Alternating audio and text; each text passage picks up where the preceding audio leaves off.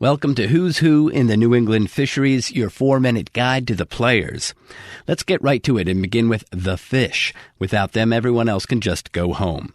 One thing you have to remember about fish, they don't care about political boundaries. They move around. They come inshore, they go offshore, they migrate north to south and back again. Fish more than 3 miles offshore are in federal waters. Federal waters extend out 200 miles. Fish within 3 miles of the coast are in state waters. Most ground fish, a category you hear about a lot, which includes cod and haddock and yellowtail flounder, are fished commercially in federal waters in places far offshore like Georges Bank. Regulation governing their catch is set by the federal government. Species we often think of as recreational fish, like striped bass, bluefish, and sea bass, are mostly caught in state waters, and so the rules for catching them are set by the state. Some fish, like bluefin tuna and many sharks, are considered highly migratory species. Special rules apply to them. No matter where they are, they can be caught only with a federal permit. Moving on. For the fish to become human food, enter the fishermen. Most commercial fishermen who target ground fish, remember them, fish in voluntary cooperatives called sectors. Each sector is allocated by the federal government a portion of the allowable annual catch. Fishermen can buy and sell shares of that portion. That's essentially fish that are not yet caught, and those shares are called quota. Not all commercial fishermen are heading offshore in big boats. There are many commercial fishermen who fish from small boats in state water. They might change the species they're fishing on depending on what's in season, moving, say, from squid and sea bass to bluefish to striped bass and maybe doing some lobstering too.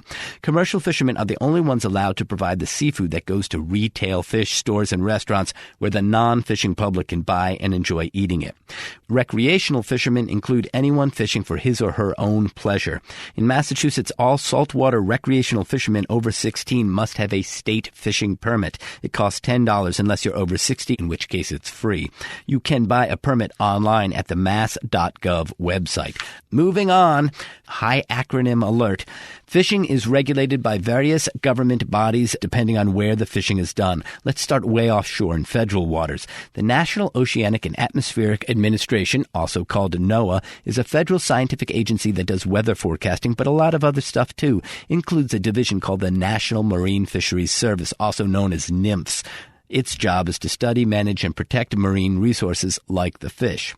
Within the Fisheries Service is the Northeast Fisheries Science Center, located in Woods Hole, where data collection, stock assessment, and other science for our region is conducted.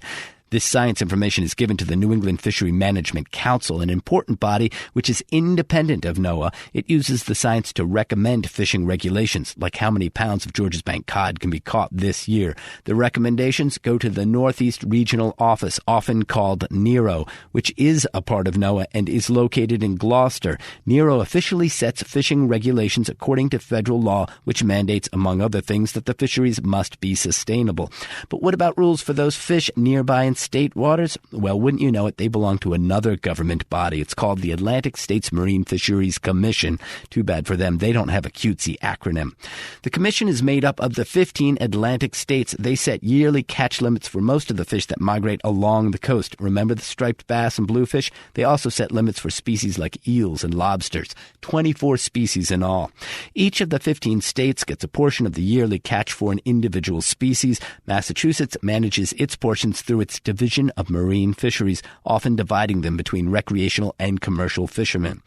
Outside of the fish, the fishermen, and the government, who else is a player? Well, there are plenty of advocacy groups. Many environmental advocacy groups are nonprofit and may be pushing for regulations that favor fish and the environment. And almost every group with a financial stake in the fisheries, from charter boat captains to commercial fishermen, have groups and associations to lobby lawmakers on their behalf. And don't forget the non-fishing public. The fish are considered a public resource, and all of this elaborate system is in place to provide access to that public resource, which means food for all of us to enjoy.